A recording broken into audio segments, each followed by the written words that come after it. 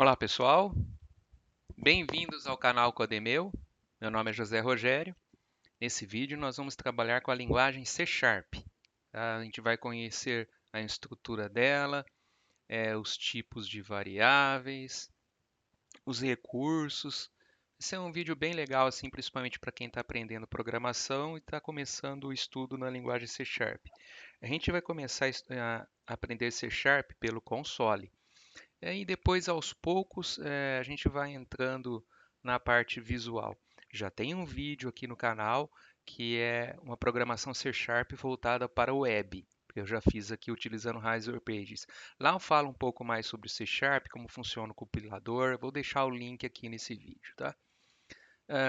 C Sharp, só um resuminho. C Sharp foi criada por um cientista da programação que trabalha na Microsoft, o Anders Hejlsberg. Foi criada no ano de julho de 2000. Tá? É uma linguagem de programação multiparadigma. Paradigma é um modelo de desenvolvimento a ser seguido, um padrão a ser seguido.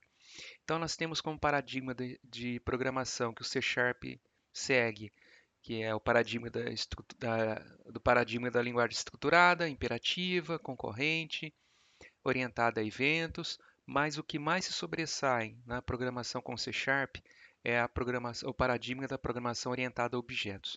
Eu não vou entrar aqui na programação orientada a objetos, eu prefiro fazer um vídeo à parte, mas é onde ela mais se sobressai. Vamos então abrir o nosso ambiente de desenvolvimento integrado, que é o Visual Studio. A gente vai utilizar aqui o Visual Studio Community. Ele pode ser obtido de forma gratuita pela internet. Eu não vou ensinar aqui como instalar o Visual Studio, porque é muito simples, tá? Única coisa que na hora da instalação vão ter vários módulos a ser escolhido. Eu recomendo vocês escolherem um módulo da programação para desktop, tá? Se você não tiver escolhido esse módulo, a gente não vai conseguir trabalhar aqui com o Visual Studio. Eu vou abrir aqui então meu Visual Studio, que eu já tenho instalado. Minha versão aqui é o 2022. Vamos criar um novo projeto. Aqui em C Sharp, eu vou selecionar o Windows e depois Programação para console. Vai aparecer essas duas opções para mim, o Framework .NET e o Framework .NET, e o .NET Framework. Eu vou escolher de baixo. Nome de projetos em C Sharp sempre começa com letra maiúscula, tá? Vamos dar um nome aqui de console primeiro app. Primeiro, primeiro aplicativo em console. Tá? Vamos criar. Ele vai utilizar o .NET 4.7.2, .NET Framework, né? Ok, estamos aqui na tela do nosso ambiente de desenvolvimento do Visual Studio. Provavelmente para vocês vão aparecer uma tela com mais recursos, tá? É porque eu prefiro deixar dessa forma, principalmente como eu trabalho com console, né? Então eu gosto de deixar dessa forma assim, mais enxuto. Mas vamos mostrar aqui o que a gente tem na tela aqui do Visual Studio. Aqui nós temos a barra de menus, aqui embaixo a janela de lista de erros. Nós também temos aqui, vou mostrar para vocês aqui, a nossa janela de gerenciador de soluções. Vou digitar aqui Ctrl Alt X. Vai aparecer aqui, Ctrl Alt X vai aparecer a caixa de ferramentas. Eu não vou precisar utilizá-la porque eu não vou utilizar programação visual. Mas a gente também tem, além da caixa de ferramentas, a janela de propriedades. Vou selecionar aqui com F4. Aí nós temos as propriedades desses objetos que estão dentro da caixa de ferramentas. Vou fechá-la aqui. E nós temos também o gerenciador de soluções. Vou digitar aqui Ctrl Alt L, Ctrl Alt L, opa, Ctrl Alt L. Vai aparecer nosso gerenciador de soluções, que aqui mostra a estrutura do nosso aplicativo. Então, o nome aqui da nossa solução, né? E aqui tudo que está dentro dele. Tá? Vou fechar aqui. Então, aqui está a nossa estrutura, que o próprio C Sharp já criou para nós. Né? Vamos aqui conhecer um pouco sobre essa estrutura. No caso aqui nós temos a diretiva ou palavra-chave chamada using, é onde eu vou importar os namespaces já existentes dentro da linguagem de programação, os recursos já existentes dentro dela. No caso aqui, eu vou utilizar um namespace chamado system. Namespace, ele é um container, tá? Um local que contém classes, métodos, propriedades, já padrões do C Sharp que eu posso utilizar aqui dentro do meu programa, tá? E eu tenho aqui outras opções aqui, não vou precisar utilizá-las, então eu vou apagar. E aí eu vou deixar só o namespace system, que é o que eu vou utilizar. E nós aqui vamos ter o nosso próprio namespace, que é o console primeiro app. Pode ver que é o mesmo nome da nossa solução, tá? Esse namespace. E aí eu posso ter quantas classes eu quiser, todas dentro desse meu namespace aqui, tá? É uma forma de organização do nosso código, tá? Então nós temos o namespace, que contém um conjunto de classes, né? E aqui nós temos a nossa primeira classe. É uma classe criada aqui já pelo próprio C Sharp, com o nome de program. Poderia ser outro nome, não tem problema nenhum, tá? E aqui nós temos um método, que é o nosso método principal, o método main. Rogério, por que a nossa classe está com o nome internal? Esses aí, nós falamos que é um tipo de modificador de acesso, tá? Nesse caso, a classe que tem um modificador de acesso chamado internal, então eu posso utilizar essa classe dentro do meu assembly, ou seja, dentro da minha solução, tá? Eu não posso utilizar fora do meu assembly, tá? Temos outros também modificadores de acesso, tá? Que nós vamos conhecer aqui conforme a gente vai programando, né? Ah, só para falar em classes, a gente também pode ter aqui o tipo public. Assim, a minha classe pode ser utilizada em qualquer lugar do meu programa, até em outros namespaces, porque ela é pública. Nós temos também a classe private, que é privada, ou seja, só pode ser utilizada aqui dentro desse meu namespace aqui, né? E eu tenho a classe Protected, que é uma classe que os membros dela só podem ser acessadas por ela ou por outras classes derivadas dela, que aí nós chamamos de Protected, tá? Então vamos deixar dessa forma aqui. E aqui o nosso método main, que é o método principal.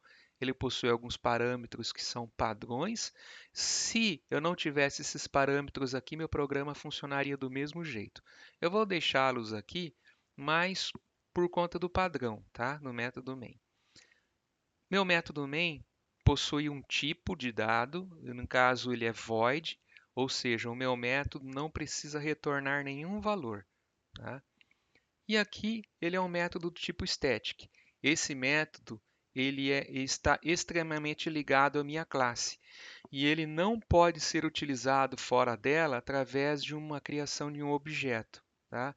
Ele só pode ser utilizado fora da minha classe, mas assim a classe é chamando ele, tá? Vamos dizer assim, a classe chamando ele para funcionar em outra classe. Ele não pode ser instanciado, tá? Por isso que ele está como static. Até porque é a nossa classe principal, é o nosso método principal.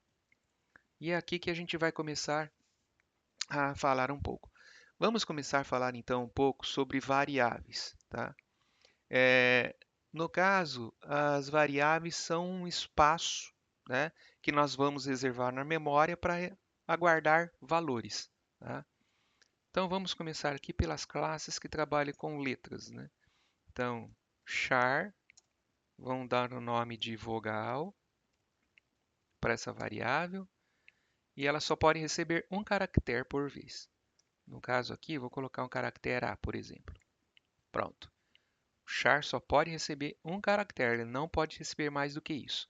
E aí a gente coloca o caractere em aspas simples, padrão, tá? Agora nós vamos utilizar a string, então uma variável do tipo string. Vou dar o nome de palavras. essa variável ela recebe um conjunto de caracteres. Então, por isso que a gente utiliza aspas duplas. Vamos dar aqui, escrever aqui um valor.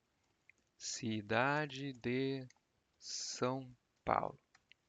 É isso que vai ser guardado no meu espaço de memória, tá?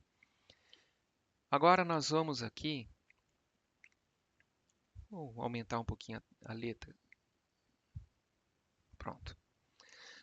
Agora aqui eu vou criar uma variável do tipo booleana, que é uma variável lógica. Então, bol é primeiro programa.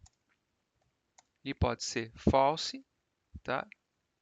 Como pode ser true. Tá? Esse tipo de variável é muito utilizado assim para definição na lógica de programação. Em determinado momento do seu programa, eu posso verificar se aquilo é verdadeiro ou não, conforme a condição eu avanço por um canto lá do meu programa. Tá?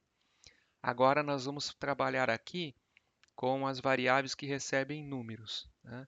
Vamos começar pela menor variável, tá? De números, que é a do tipo byte. Rogério, por que há tipos diferentes de variável com número? Antigamente, o tamanho de memória dos computadores era muito restrito, era muito pequena. Então, tinha que tomar muito cuidado com a quantidade de variáveis que a gente alocava na memória do computador. Então, nós temos tipos que definem assim, até um determinado número, né? Vamos começar então pelo byte. Número, underline, byte, vai chamar minha variável. O byte só pode receber valores entre 0 e 255, por exemplo, 40.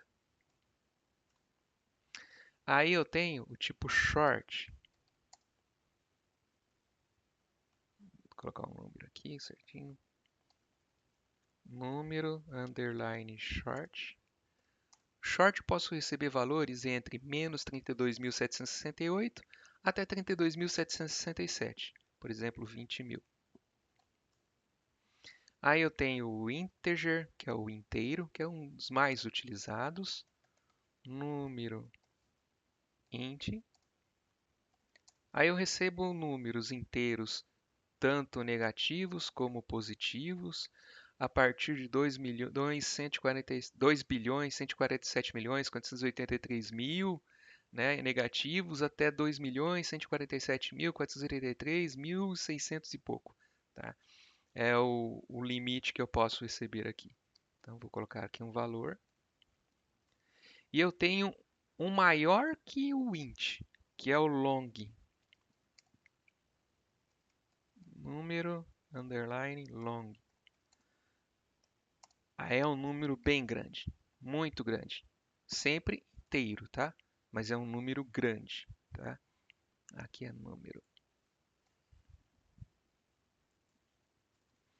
Todos esses quatro aqui trabalham com inteiros, né? Números negativos, positivos, mas inteiros. E agora nós vamos escrever as variáveis que recebem números do tipo ponto flutuante, ou seja, números decimais. Lembrando que, como a linguagem de programação foi criada nos Estados Unidos, lá o dólar, né, a monetária, a moeda é o dólar não utiliza vírgula para separar os decimais, ele utiliza o ponto. Então, por isso nós chamamos de ponto flutuante, o ponto flutua entre os números. Tá? Então, que tipo que eu tenho aqui? Eu tenho float, número, underline, float. Vou colocar um número aqui, 234.78. O float eu sempre tenho que colocar um F depois dele, para o compilador entender que ele é do tipo float. Tá? Tem que colocar um F depois do número aqui. Então nós temos o double, número, underline, double, igual, vou colocar um valor aqui de double. O double eu já não preciso colocar nenhuma letra após ele. E eu tenho o decimal. Número, underline, decimal, vai ser igual, vou colocar um valor aqui. O decimal tem que colocar um M de monetary, né, monetário, né? Então, para o compilador identificar que ele é um número decimal. Qual é a diferença entre os três? Então, o ponto flutuante, o float, né? Eu tenho uma precisão de até 7 dígitos após o ponto, né? Eu ia falar vírgula, né? Após o ponto. O double, eu tenho uma precisão de 15 a 16 dígitos após a vírgula, após o ponto, né? E o decimal, eu tenho uma precisão de até 28 casas decimais após a vírgula, após o ponto. Ok, até aqui com relação às variáveis. Então agora nós vamos falar sobre entrada e saída de dados.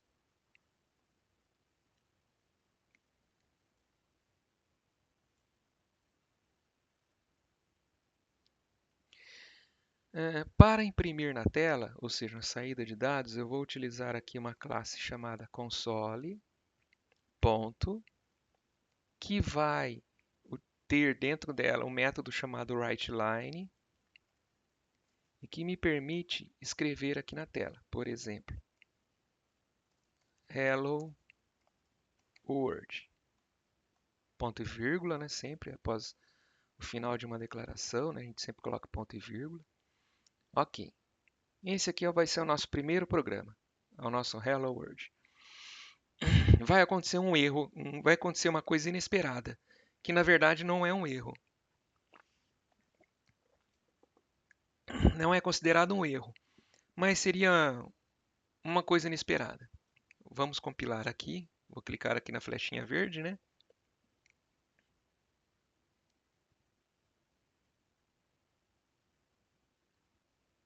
Abriu a janela e já fechou. Tá? Para nós é um erro, porque eu queria mostrar que a tela ficasse aberta para o usuário. Porém, para o C Sharp está tudo certo para ele. A programação aqui não tem nada de errado. Então, é um erro, né? Que eu quero que a tela permaneça aberta. Como que eu faço isso? Eu vou fazer de uma forma que a tela espere o usuário clicar para que ela feche. Então, eu vou utilizar novamente aqui a nossa classe console, a classe console que está dentro do system, né? Aqui o using system, né? Nós estamos utilizando ele, então o console está dentro do system, né? E agora eu vou utilizar um método chamado readKey, que aí eu vou esperar o usuário clicar em qualquer tecla no teclado. Qualquer tecla que ligue o teclado vai ter uma ação. Então agora vamos compilar. Ah, tá errado o Word aqui, né? Mas tudo bem. Apareceu Hello World, mas tá errado, tá faltando um D ali, né? Mas agora eu vou esperar o usuário digitar uma tecla, que é o Red Key. Vou clicar aqui no L, por exemplo. Pronto, fechou. Vamos corrigir aqui. Hello World. Pronto. Então, isso aqui, com o writeLine, a gente consegue imprimir os dados, as informações na tela. E como que eu faço para receber as informações? Tá? Vamos fazer aqui um programinha para eu esperar a entrada de informação do usuário. Console.writeLine, digite seu nome, ponto e vírgula. Vou utilizar aqui uma variável, vou criar uma variável, ou então vou fazer diferente. Vou fazer, eu não gosto de fazer desse tipo aqui, mas para vocês verem que dá para fazer. Console writeLine, e aí eu vou colocar aqui, ó, um console.readLine. Aí então eu vou receber a informação que o usuário vai digitar na tela. Quando ele dá o Enter, eu vou mostrar na tela o que ele acabou de digitar. E aqui, console.readKey.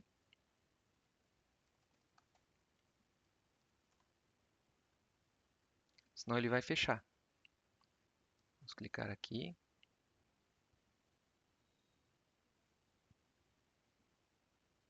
Olha lá, digite seu nome. Então vou digitar aqui, José Rogério.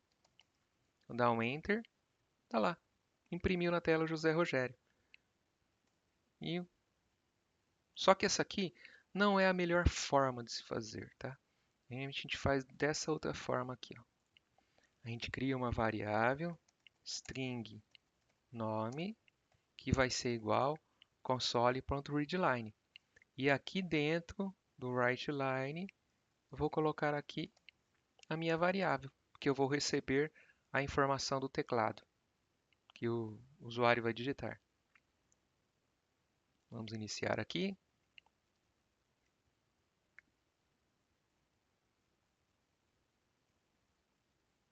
Digite seu nome, José Rogério.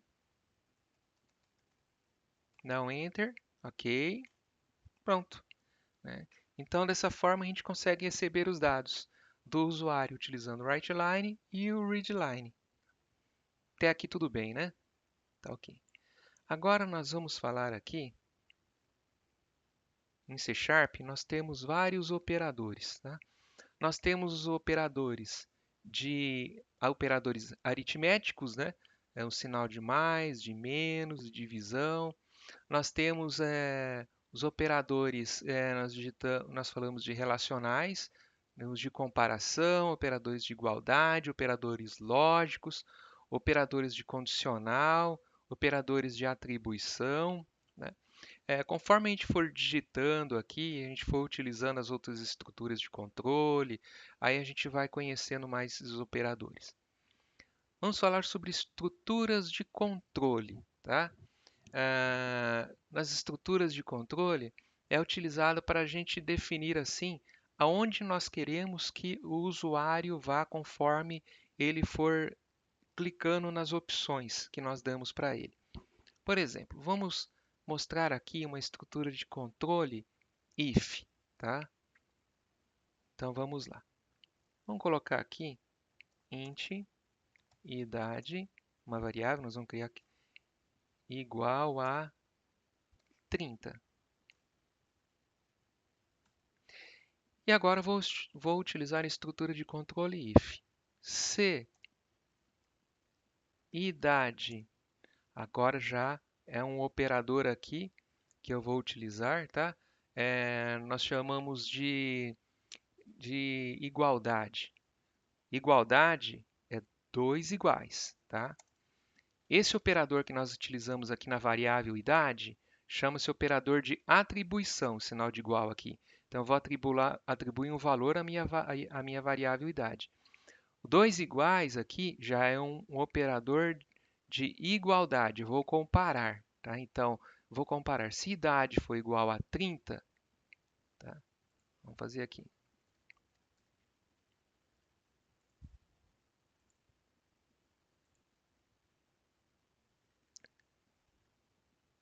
Não, diferente.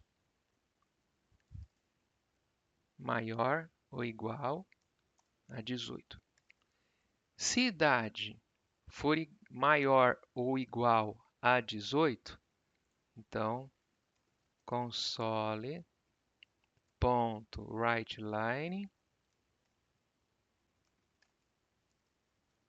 maior de idade. Se não,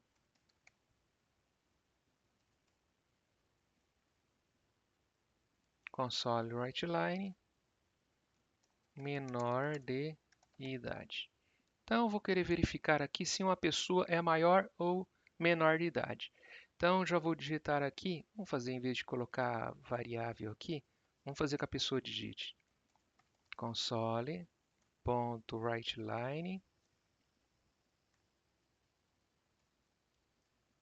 digite a sua idade.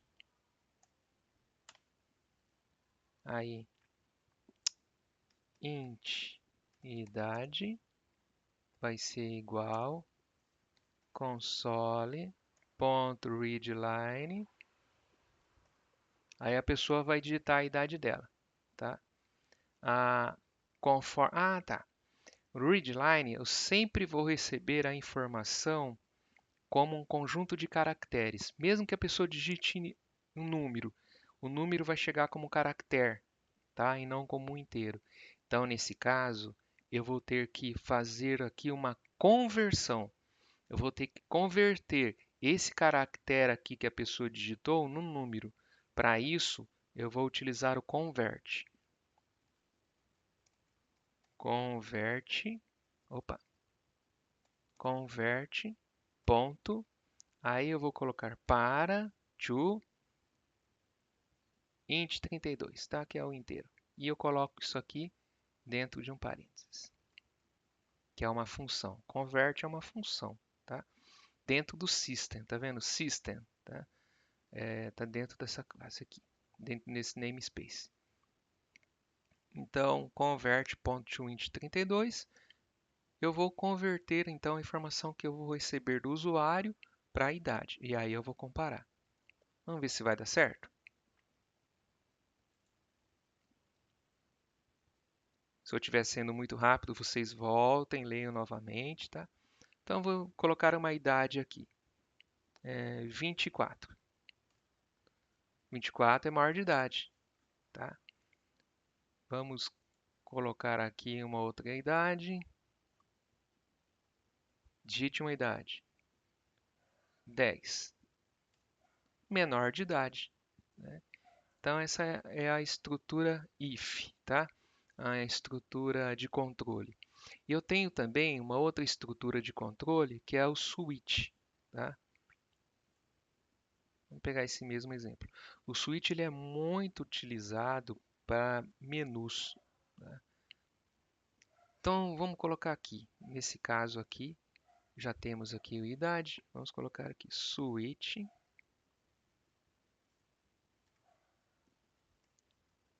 e idade. Aí nós falamos de switch case, tá? Então, conforme nós colocamos o switch aqui a idade, aí nós vamos colocar o caso. Case. Eu não sei se seria o melhor exemplo, senão eu ia colocar vários switches aqui. Vamos fazer diferente. Vou fazer diferente aqui. Em vez de colocar a idade,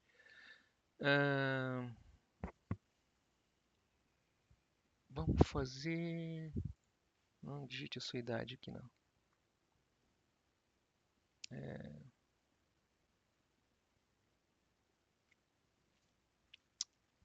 Dá um exemplo aqui de switch, meu Deus do céu. Vou fazer aqui, tipo um menuzinho.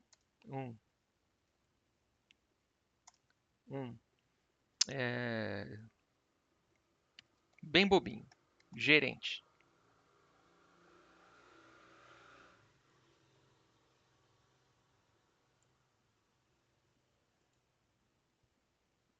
Copiar. Fazer um menuzinho aqui rápido aqui, ó. Gerente. Supervisor. 2 é supervisor.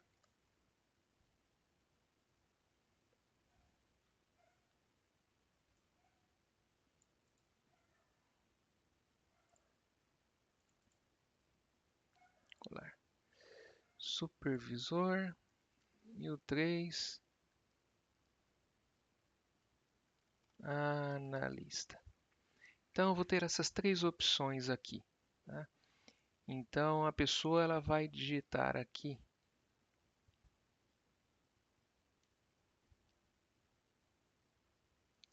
uma dessas opções aqui, 1, 2 ou 3. E aí eu vou utilizar o switch case. Case 1, console write line, você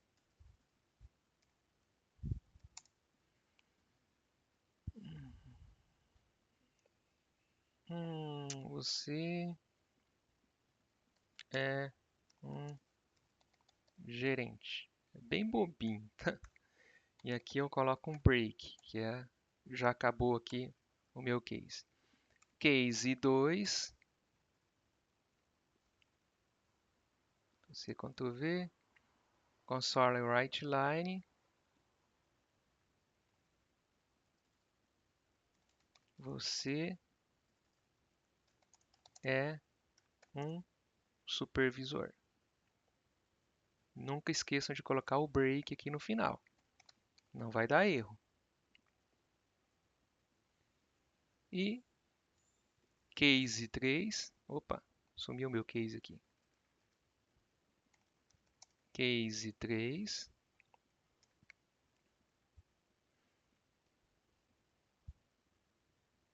Ctrl V aqui. Analista. É um menuzinho bem bobinho aqui, né? Utilizando o Gray. Você é um analista.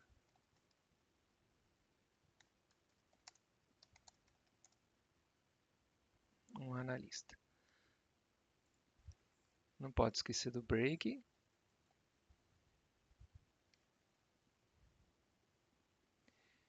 E, por fim, o default, caso a pessoa não selecione nenhuma das opções. Tá? No default, vou colocar aqui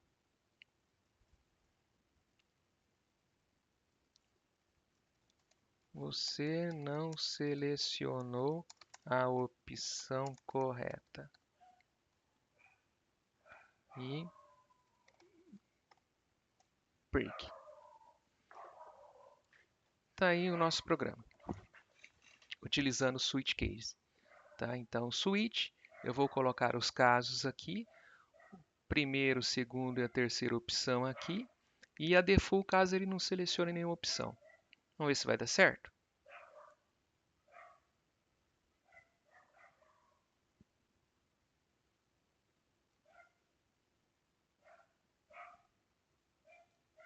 Está aí um menuzinho. Vou digitar aqui 1. Você é um gerente. Tudo certo. Vamos clicar aqui novamente aqui.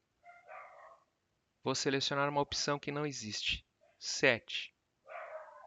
Você não selecionou a opção correta. Né? Geralmente a gente coloca aqui o switch case, tá? E um do while, por exemplo, né? Para até a pessoa colocar a opção correta. Né? Então, ok. Isso aqui, no caso, é o nosso switch case. Tá? Agora nós vamos falar de loopings. Tá? Até agora nós falamos de estruturas de controle. Né? Então falamos do if e do switch case. Opa, Vamos agora falar das estruturas de controle que nós temos. Perdão, dos loopings que nós temos. Tá? Eles são muito úteis para percorrer uma grande quantidade de registros, ou item em um array. Né? Nós vamos falar de array, aí nós vamos falar um pouco sobre o looping for, né? For each. Por enquanto, nós vamos falar do looping while. Tá? Então, digamos que eu quero mostrar na tela um determinado conjunto de números. Então, vamos colocar assim. Int, vou colocar um looping aqui. Int contador igual a 0. Sempre iniciem as suas variáveis.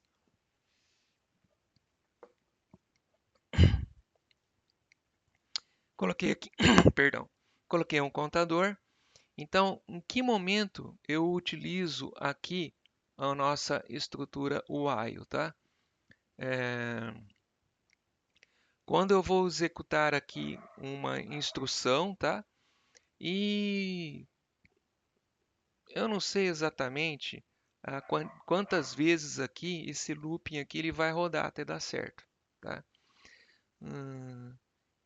Esse processo aqui ele vai repetir enquanto uma condição que é testada logo no início seja verdadeira. Eu não sei se essa condição vai ser verdadeira ou não, tá? Então eu vou colocar aqui, por exemplo, um contador. Vou colocar um contador e aqui eu vou receber aqui uma variável aqui, int número, que ela pode receber qualquer valor. Por exemplo, 2. Tá? Então eu vou colocar aqui minha estrutura while. Enquanto número for menor do que 10, então o que eu vou fazer? Número vai receber um valor a mais, tá? Isso aqui nós chamamos de incremento, tá? Nós temos o decremento e o incremento. Quando eu coloco dois sinais de mais aqui após o nome da variável, eu vou incrementar ela em um valor. Porém, ela vai ser incrementada e só na próxima vez que ela for utilizada que esse incremento valerá, tá? Então, por exemplo, enquanto o número for menor que 10, eu vou imprimir alguma coisa aqui na tela, só para console.write. Vou colocar o write line, tá?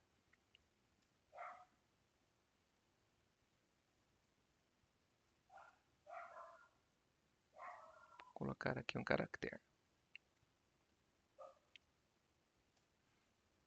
Opa, dois pontos. Número, e aqui eu vou colocar aqui, enquanto o número for menor do que 10,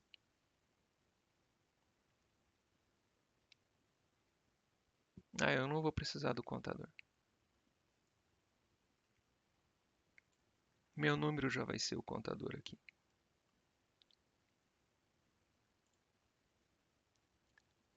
Como o número está aqui em 2, né? Então ele vai começar. 2 é menor do que 10? Né? É. Então, console write, eu vou imprimir esse caractere. E ele vai aumentar, vai incrementar um dígito nesse meu número aqui. Então, 2 ele vai passar para ser 3. 3 é menor do que 10? Não. Então, ele vai imprimir isso aqui, vai ter o incremento, vai voltar aqui. 4 é menor que 10, vai fazer isso até chegar a 10. Quando chegar em 10, ele para, tá? Então, ele vai fazer esse looping até enquanto o valor dele for menor que 10. Se eu colocar 20 aqui, por exemplo, ele nem, enquanto o número é menor que 10, 20 é menor que... Não, então nem vai fazer nada, tá? Então, digamos que eu vou colocar aqui 0, tá? Aí ele vai percorrer aqui. Vamos executar esse programa.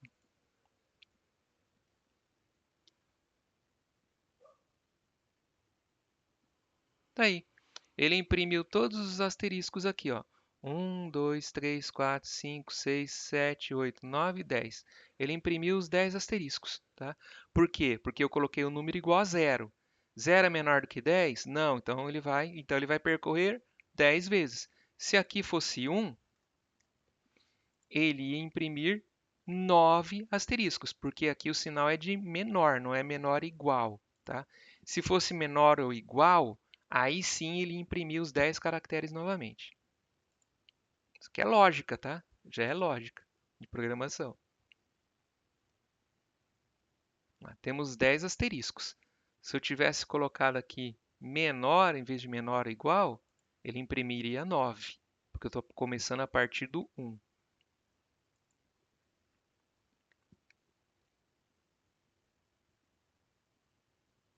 Os 9 caracteres. Bom, esse aqui é o looping while. E eu tenho o do while. O que o do while faz? Quando eu preciso executar pelo menos a instrução pelo menos uma vez, tá? Então, eu sempre primeiro executo uma operação e aí eu vou validar se aquela operação precisa continuar ou não. Vamos verificar aqui. Em do, a estrutura dele é assim. O faça, né? Então, vou escrever aqui console.writeLine. Mesma coisa, tá? Vou colocar aqui um asterisco.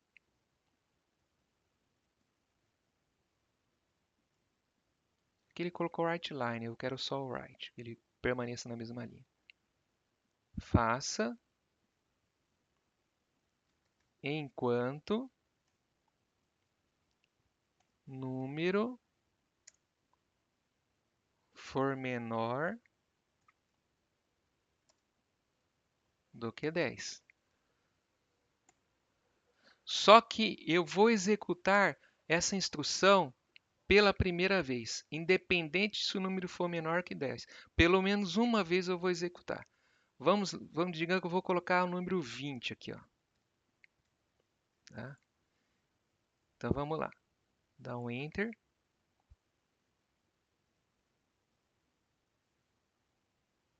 Ah lá. Eu imprimi o asterisco pelo menos uma vez, tá? Então, aí ele vai sair fora do looping, porque o número é 20, né?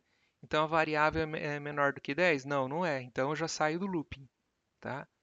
Então, para isso que tem essa estrutura aqui, o do while. E eu tenho o for.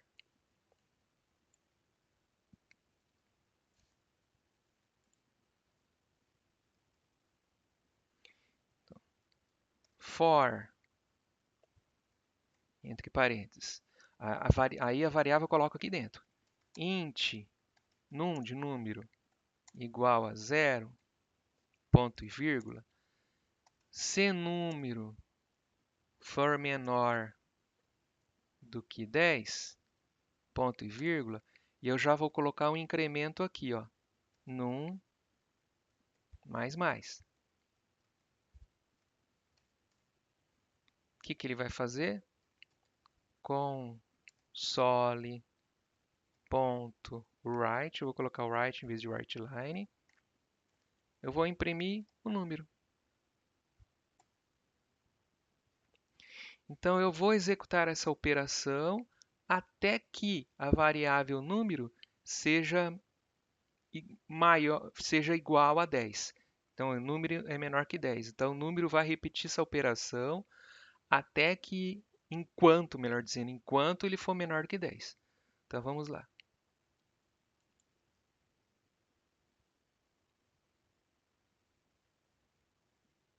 Olha lá, 0 até 9. São 10 elementos, tá? Porque eu comecei a partir do 0. Se eu tivesse feito assim, ó, começar a partir do 1 e aqui menor ou igual a 10. Opa, menor ou igual a 10.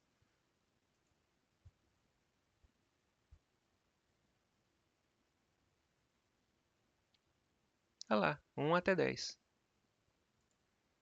Então essa aqui é uma estrutura for. Agora a gente pode falar um pouco sobre enumeração e matrizes, tá? O que é a enumeração? Ou o que nós chamamos de enum, tá? Uma enumeração não deixa de ser um tipo de dado. Quando eu quero que a minha variável armazene mais de um valor. E esses valores, eles são constantes, tá? Vamos pegar aqui um exemplo aqui, vamos criar um exemplo com uma enumeração aqui, tá? Uma enumeração também é um tipo de classe, tá? Então ela vai ter que ser fora aqui do nosso método aqui. Então, enum, vou dar o nome de dias.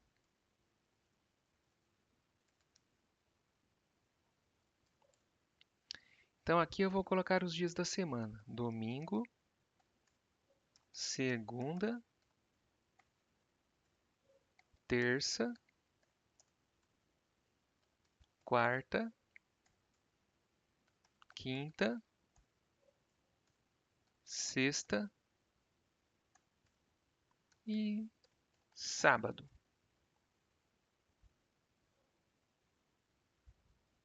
Sábado que saiu errado.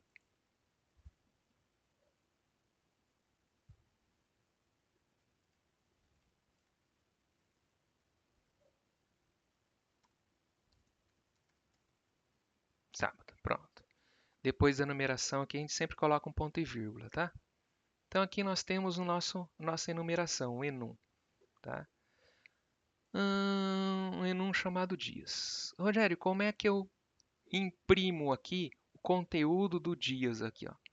Então eu vou entrar aqui em console, ponto, readline. Aí eu vou colocar o nome do enum, dias, ponto. Vamos colocar terça.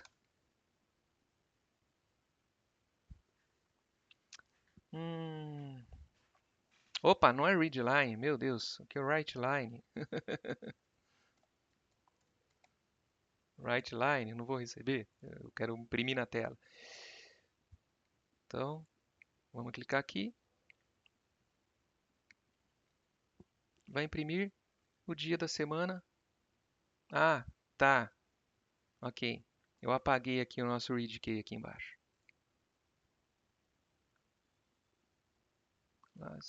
Admin, aqui, ó. Console ponto read key. Não, ele não vai deixar, não vai dar tempo dele mostrar.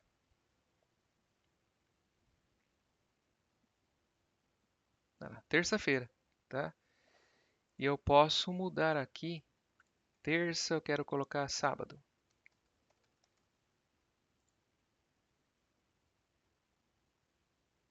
Opa, sábado aqui saiu errado. Sábado aqui, tá errado aqui. Agora sim.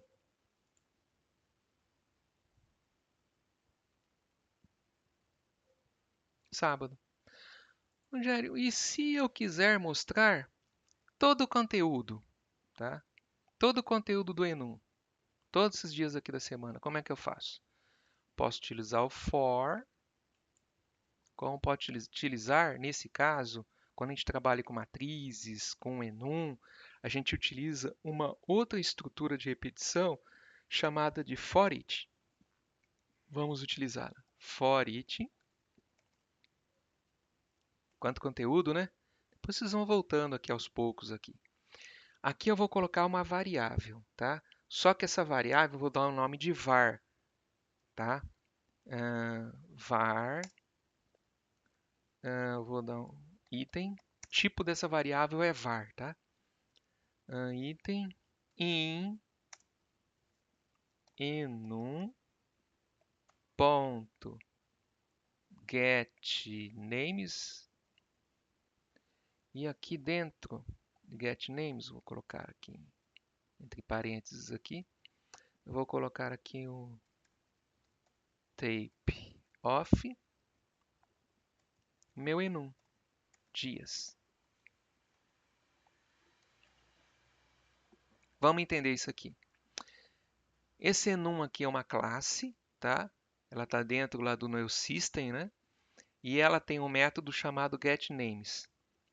E ele vai fazer o quê? Ele vai pegar o meu enum aqui dias, cada uma das posições do meu enum, domingo que é a posição 0, segunda é a posição 1, terça é a posição 2, quarta é a posição 3, que são as posições.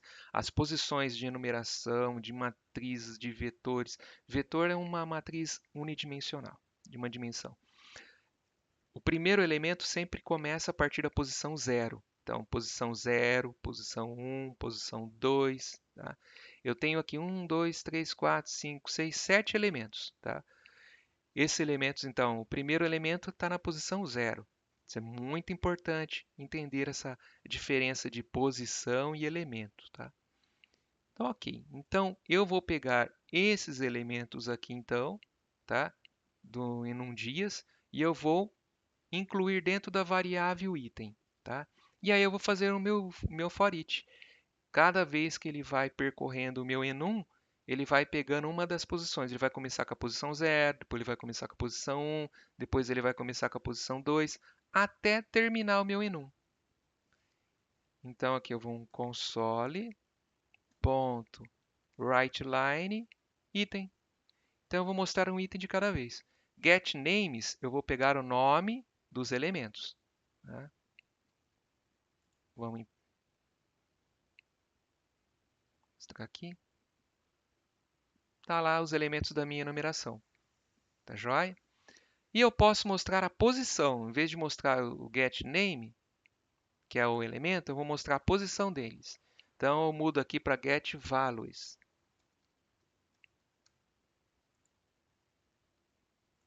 Vamos compilar.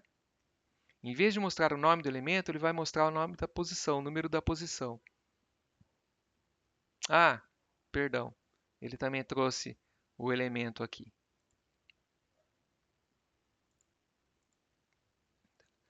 Sem problema nenhum. Então eu consegui trazer então é, os meus elementos aqui. Até aqui tudo bem? Trabalhando com enum? Então agora, deixa eu apagar esse meu enum, não vou precisar mais dele.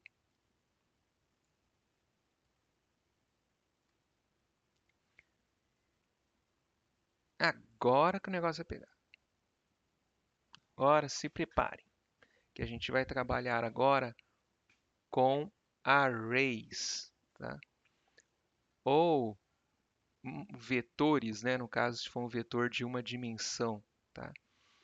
Então vamos criar aqui um vetor chamado de carros. Um vetor nada mais é do que um array, traduzindo uma matriz de uma dimensão. Então, string, abro e fecho aqui, cars.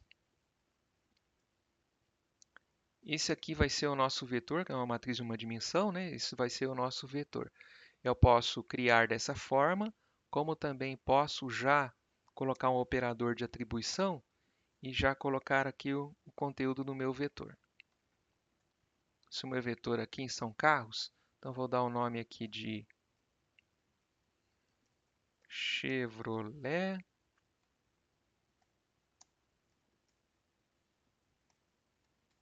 Volkswagen. Bom, aqui não é carro, né? Seriam marcas, né? Mas tudo bem, vai.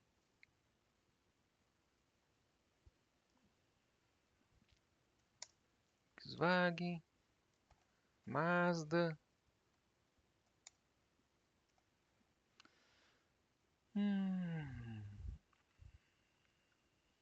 Volvo. Tá aqui. Então, esses são os elementos aqui do meu vetor. Vamos mostrar aqui na tela, então, lembrando que os vetores, os elementos dele, a posição começa com 0. Posição 0, posição 1, posição 2 e posição 3. Eu tenho 4 elementos. Então, as posições começam a partir do 0. Tá? 0, 1, 2 e 3. Então, eu quero mostrar um elemento aqui. Console WriteLine, cars. Aí eu abro e fecho aqui.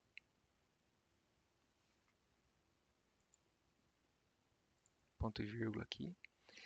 Aí eu quero aqui a marca de carro que está na posição 1. Vou compilar aqui. Posição 1, então ele vai mostrar Volkswagen. Vamos ver.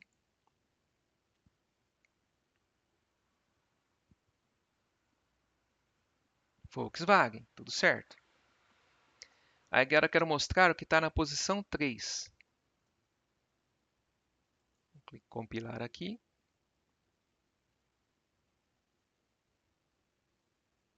Volvo, tudo certo. Posição 0. Seu Chevrolet. Tudo certo. E como que eu faço para mostrar todos os elementos aqui do meu vetor? Tá? Para mostrar todos os elementos, a gente também pode utilizar o for. Tá? For each, né? Vamos utilizar o for aqui.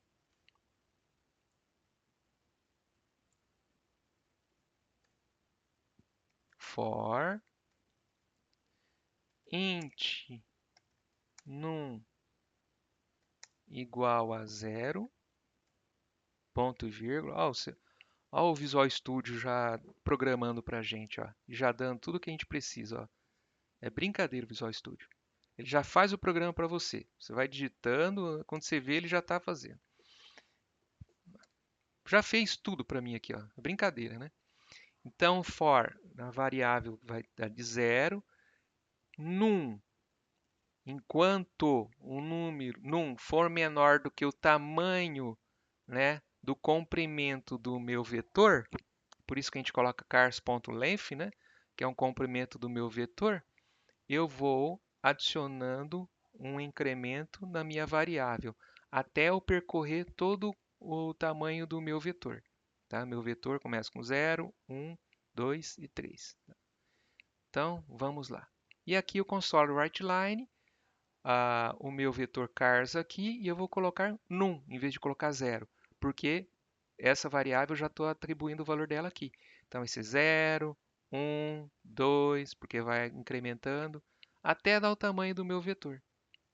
Vamos aqui imprimir.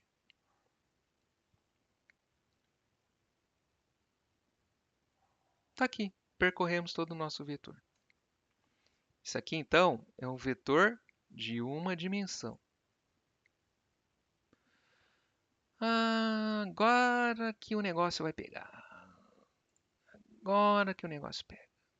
Quando a gente vai trabalhar com vetores de mais de uma dimensão. Tá?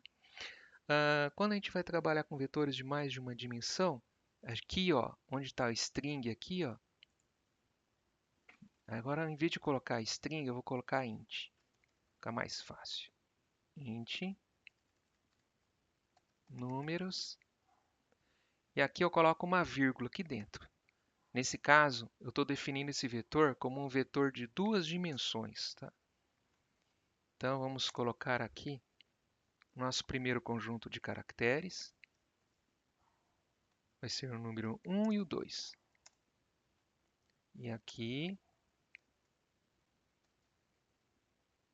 3 e o 4. Então, eu criei uma matriz aqui de duas dimensões, tá? Coloquei uma vírgula aqui, né, para entender que são duas dimensões.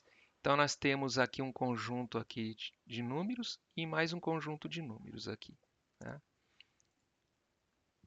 Então, essa aqui é uma dimensão, isso aqui é outra dimensão. São duas dimensões. E como que eu faço para imprimir WriteLine números? E eu quero imprimir aqui, lembrando as posições começam do zero, tá, gente? Cuidado.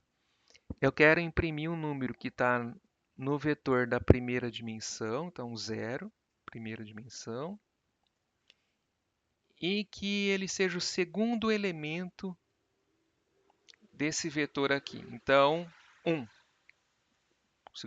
Como começa do zero, o segundo elemento é 1. Que número que vai mostrar aqui para mim? Sem eu compilar aqui, para o pessoal ver.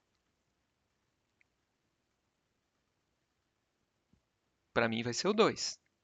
Vamos ver?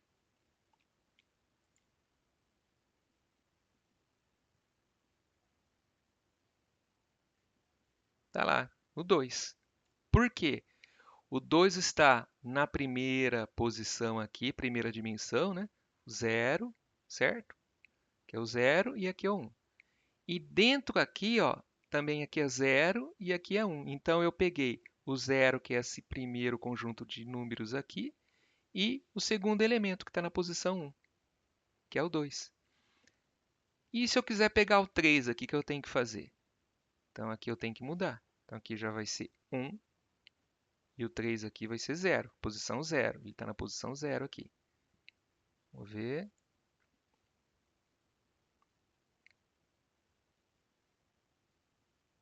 Está lá o 3.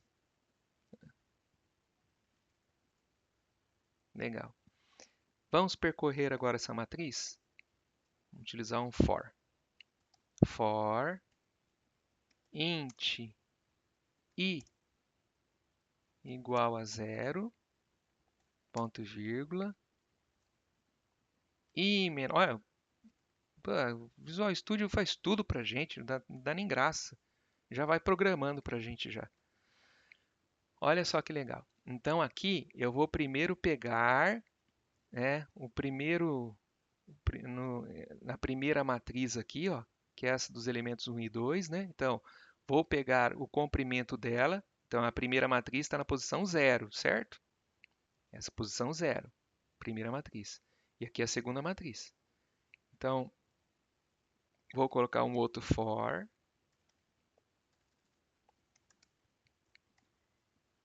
Int j igual a 0, ponto e vírgula, j menor que getLength 1, j, é brincadeira o Visual Studio, tá? Então aqui, ó, getLength, eu vou pegar o comprimento da segunda matriz aqui, ó, que está o elemento 3 e o 4, por isso que é 1, está na posição 1, posição 0, posição 1. E agora eu vou imprimir tudo. Console ponto write, vou colocar write, vou colocar write line. Números, faz tudo. Então aqui eu tenho a matriz números, e aí eu vou pegar o i e o j, certo? Então primeiro vai percorrer aqui o i, depois ele vai pegar o j, aí vai 0 e 1, aí ele vem aqui novamente, aí aqui vai estar valendo 1, certo? Está valendo 1, então primeiro eu vou pegar. Vamos fazer tudo do começo. Primeiro eu vou. Esse primeiro looping aqui, ó, é para eu trabalhar com as matrizes. Tá? Então, primeira matriz, né, que é a posição 0. Aí eu vou trabalhar com os elementos da primeira matriz.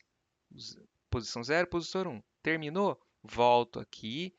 Aí ele vai pegar a segunda matriz. Pegou a segunda matriz? Ele vem aqui para baixo. Aí ele vai mostrar os elementos da segunda matriz, certo? Vai voltar para cá. Como vai ser, vai estar 0, 1 e 2, né? Quando chegar no 2 aqui, é menor? Não é. Então acabou o looping. E aí ele vai mostrar toda a minha matriz. E é assim que funciona. Vamos compilar.